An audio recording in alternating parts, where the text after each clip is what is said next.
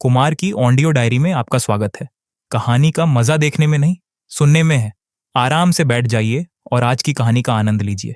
आज की कहानी का नाम है रात के साए। एक श्रापित गांव की कहानी शुरू हो रही है। कोई भी वहां रात में नहीं रुकता, और जो रुका वो कभी वापस नहीं आया। रवि, एक खोजी पत्रकार, को अक्सर रहस्यमयी जगहों की खबरें छानबीन करने में मजा आता था। जब उसे पता चला कि कालीपुर नामक एक गांव में लोग बिना किसी सुराग के गायब हो रहे हैं, तो उसकी जिज्ञासा जाग उठी। यह गांव जंगलों के बीच बसा था और इसके बारे में कई अजीब अफवाहें थीं। लोगों का मानना था कि यहाँ एक अदृश्य शक्ति का साया है। कुछ ने दावा किया कि उन्होंने अंधेरे में किसी को अपने पीछे चलते हुए महसूस किया, लेकिन मुड़ने पर कोई नहीं था। सबसे अजीब बात यह थी कि वहां गए 3 पर्यटक एक ही रात में गायब हो गए थे। पुलिस को कोई सबूत नहीं मिला। गांव वालों ने सिर्फ एक ही बात कही, रात होते ही मौत का साया सब कुछ घेर लेता है। रवि ने इस कहानी की तह तक जाने का फैसला किया। कैमरा, नोटबुक, टॉर्च और एक छोटी पिस्तौल लेकर वह गांव पहुंचा। गांव में घुसते ही उसे माहौल में अजीब सी ठंडक महसूस हुई।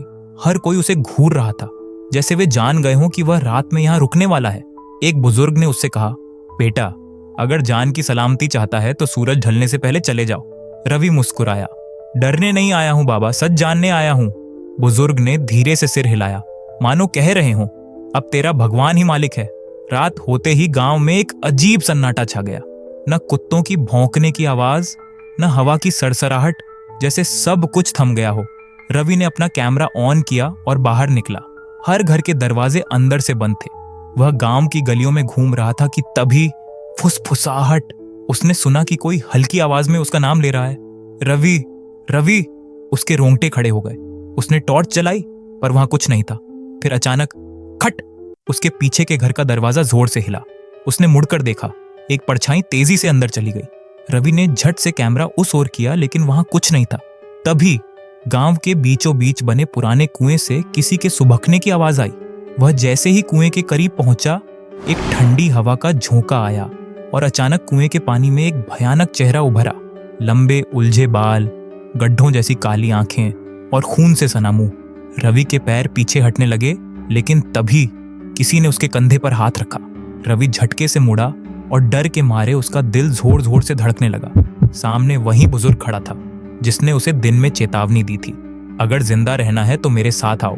रवि तेजी से उसके पीछे हो लिया। वे एक पुराने घर में पहुंचे जहां तेल का दिया जल रहा था।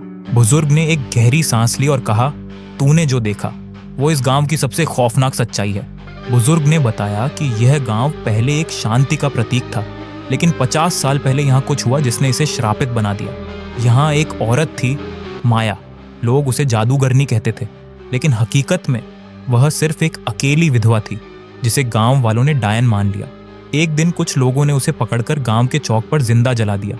जलते जलते उसने श्राप दिया, तुम सबने मुझे मारा है, अब मैं तुम्हें मरते देखूंगी। और उसी दिन से रात के अंधेरे में वह मौत बनकर घूमती है। रवि को यकीन नहीं हुआ, लेकिन तभी धड़ धड़ धड़ दरवाजा जोर जोर से हिलने लगा। बाहर से किसी के पैरों की तेज आवाज आ रही थी। रवि ने कैमरे से देखा, एक काला साया हवा में तैर रहा था।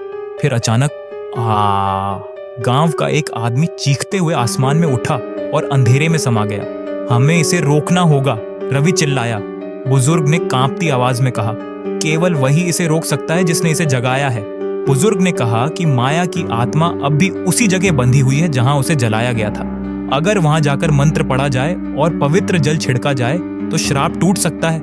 रवि को लगा कि यह उसका आखिरी मौका था। वह तेजी से गांव के मंदिर पहुंचा और वहां से पवित्र जल लिया।